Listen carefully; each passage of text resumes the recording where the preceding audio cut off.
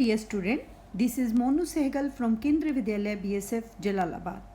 In my previous video, we learned the topic integration using partial fractions. Today, I am going to discuss the important topic integration by parts. After watching this video, you will all able to learn about the rule of integration by parts, application of this rule to various kinds of problems of integration involving product of functions, and lastly, how to integrate inverse trigonometric and logarithmic functions. Integration by parts is a special method of integration that is often useful when the two functions are multiplied together, but is also helpful in other ways. You will see plenty of examples in this video. Let's get started. Dear students, now I am taking integration by parts formula. Sometimes we have to integrate product of two functions. Say u be a function of x and v is also a function of x. We have to integrate u into v. Then what we have to do, we have to take one function as first function and second as second function. The proper choice of first function and second function we will discuss. First function we will take as it is. Then we integrate second function. Then we will take minus sign. The derivative of u. And then integration of v dx. Then whole integration dx. This is the formula for finding product of u into v.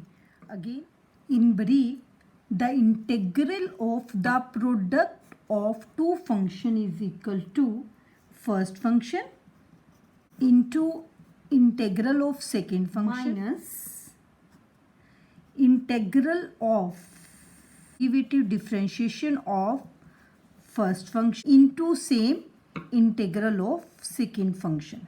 More conveniently, we can write the integral of the product of two functions. Here two functions are u and v.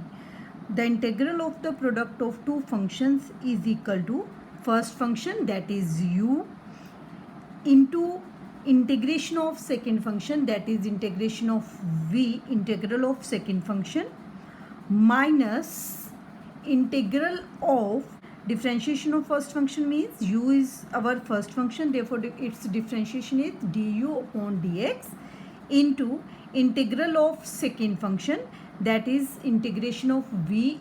Now dear students, integration with the help of above rule is called integration by parts. Let us now discuss proper choice of first and second function, which is too much important for these type of questions. In the above rule, there are two terms on the right hand side. In both the terms, first term is this one and second term is this one. In both the terms, integral of second function is involved. Therefore, we have to take second function where the integral is possible. Sometimes one of the two function is not directly integrable, say as log x, sine inverse x, cos inverse x, tangent inverse x, etc. We take it as first function and the another one second function.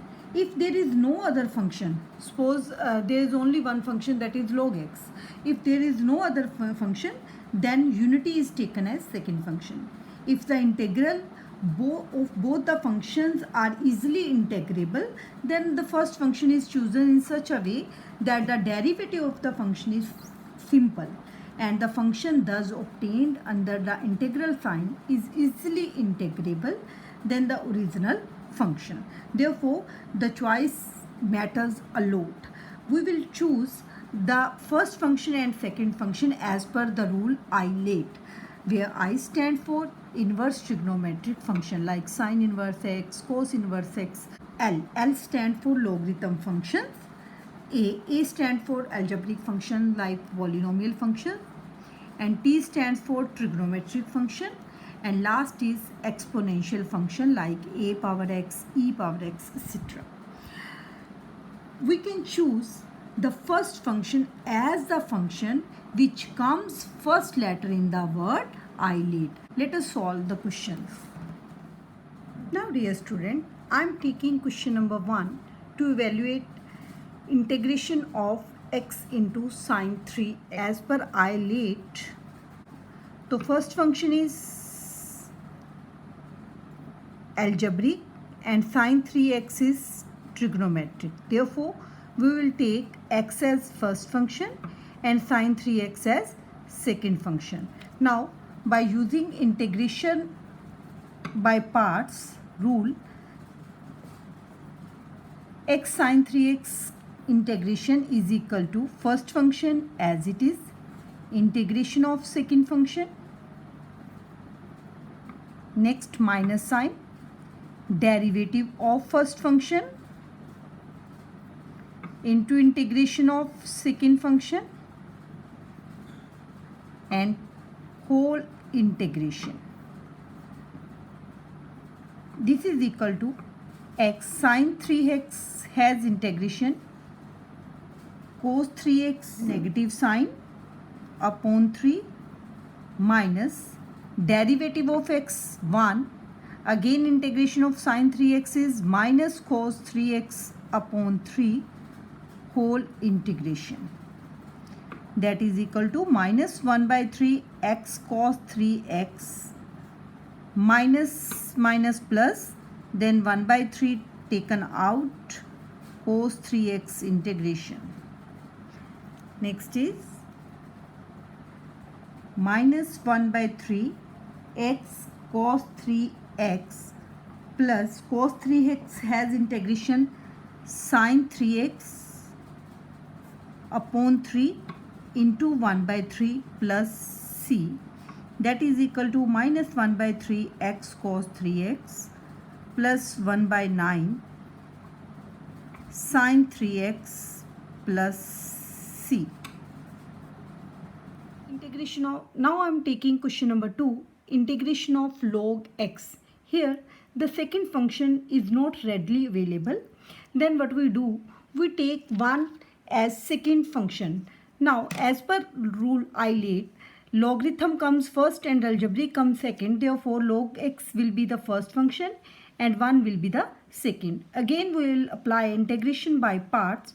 First function as it is, integration of second minus derivative of first function, integration of second function, whole integration.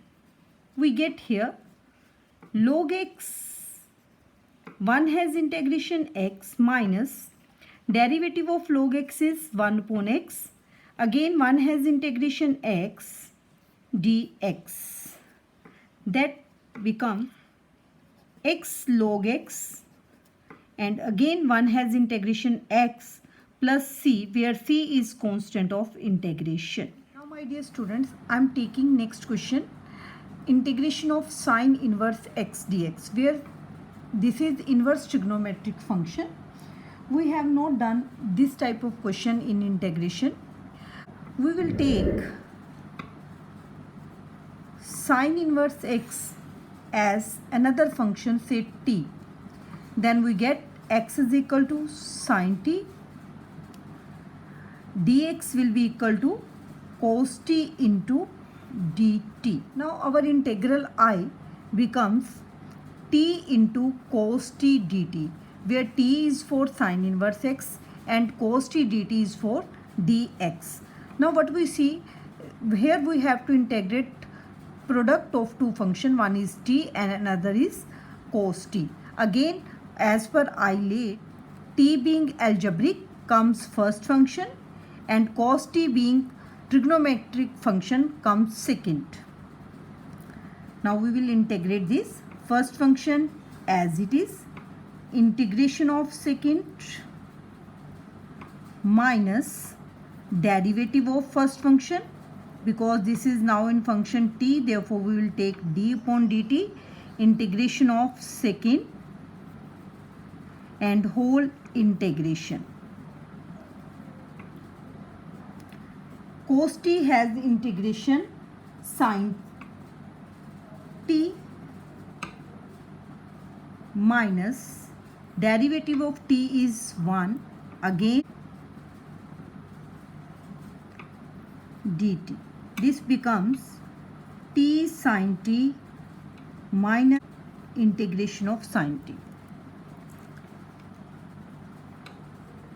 T into sine t, and sine t here is integration minus cos t plus constant c. Now t has value in x, that is sine inverse x, and sine t has value, that is x plus cos t. If sine t has value x, then cos t will be equal to under root of 1 minus x square plus constant c.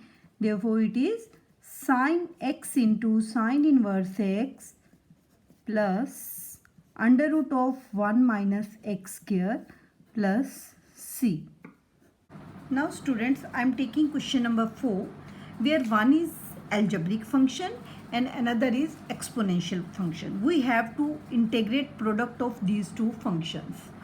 Now as algebraic function comes first, exponential function comes afterwards. Therefore we will take algebraic function as first function and exponential function as second function. Again we apply integration by parts. First function x cube as it is, integration of second function minus derivative of first function into integration of second function, whole integration. We will get x cube, ex has integration ex minus derivative of x cube 3x square, again ex has integration e power x into dx. This becomes x cube e power x minus 3 comes out x square into ex dx. Now what we see here, again we have to apply the product rule, because we have again two functions, one is algebraic and another is exponential. Now x cube e power x as it is minus 3, here first function algebraic function and second function is exponential function. We will apply here the product rule, x square as it is, integration of ex minus derivative of first function into integration of ex whole integration. Now what we get, x cube ex minus 3 into x square, ex has integration ex minus minus plus 3 into derivative of x square is 2x, integration of ex is ex again dx. This becomes x cube ex minus 3x square ex plus 3 into 2 6 x ex dx. Yet we have to integrate this function. Again what we see here x is algebraic and ex is exponential function. Again we will apply the product rule. Again we have applied the product rule on x e power x.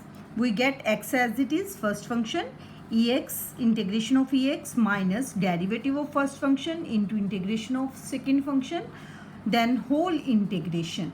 We get x cube into ex minus 3x square e power x plus 6 x, ex has integration e power x minus 6 into derivative of x is 1, e power x has integration e power x has integration e raised to power x plus constant c, where c is constant of integration. This is the required result. Let us now take question number 5, integration of log of 1 plus x square. Let us take this as I is equal to integration of log of 1 plus x square. Because this is logarithm function, therefore we can write it as logarithm of 1 plus x square into 1. Now we will apply the rule I laid. Therefore, logarithm will be our first function because of L. L stands for logarithm function. Or unity being algebraic function, therefore we will take it as second function. Log of 1 plus x square as it is, integration of 1 minus derivative of first function into integration of 1 whole integration. This becomes log of 1 plus x square. 1 has integration x minus, again derivative of logarithm of 1 plus x square is 1 upon 1 plus x square, and again 1 plus x square has derivative 2x. This is the derivative of this function. Now integration of 1 is x whole integration.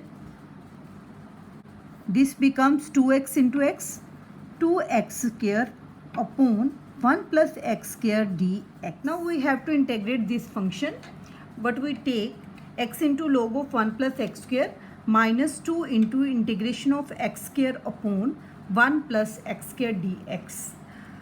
Now these two are polynomial function and have same degree. Therefore, x log of 1 plus x square, we can write x square as x square plus 1 minus 1 upon 1 plus x square, commutative holds in addition. Therefore, this is we can write x square plus 1. Numerator as x square plus 1 upon x square plus 1 minus 1 upon x square plus 1 dx. This becomes x log of 1 plus x square minus 2 1 minus 1 upon x square plus 1 dx. X log of 1 plus x square minus 1 integration of 1, 2 into integration of 1 upon x square plus 1 dx. Now x log of 1 plus x square to 1 has integration x plus 2. This is the form of 1 upon x square plus a square. Tangent inverse x plus c, where c is constant of integration. Now next question is to evaluate integration of x into cot inverse x. Here again two function, product of two function. X is algebraic function and cot inverse x is inverse trigonometric function. Now I comes first in isolate and algebraic function a comes afterwards. Therefore we will take cot inverse x as first and x as second function. Now we use integration by parts to solve this question.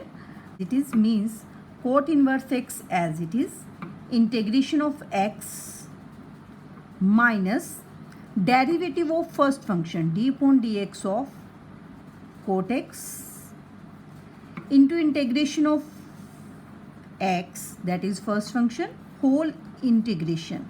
Now cot inverse x, x has integration x square upon 2 minus derivative of cot inverse x minus 1 upon 1 plus x square, and integration of x is again x square upon 2 dx.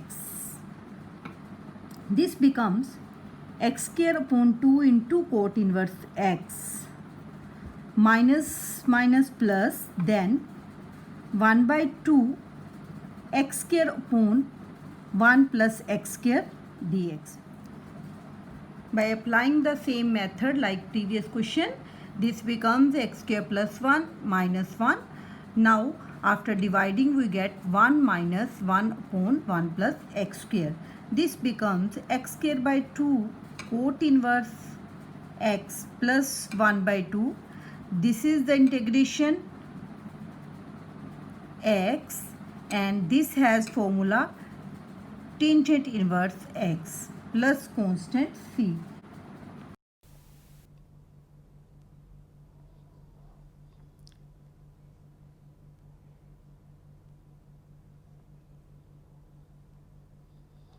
Dear student, let us now discuss integral of the type e raised to power x into fx plus f dash x, where f dash x is the derivative of fx. We will use integration by parts and some other integration rules to solve this equation. Let us derive this formula and afterwards we will solve questions of this type. Sometimes the functions are of the form e power x into fx plus f dash x.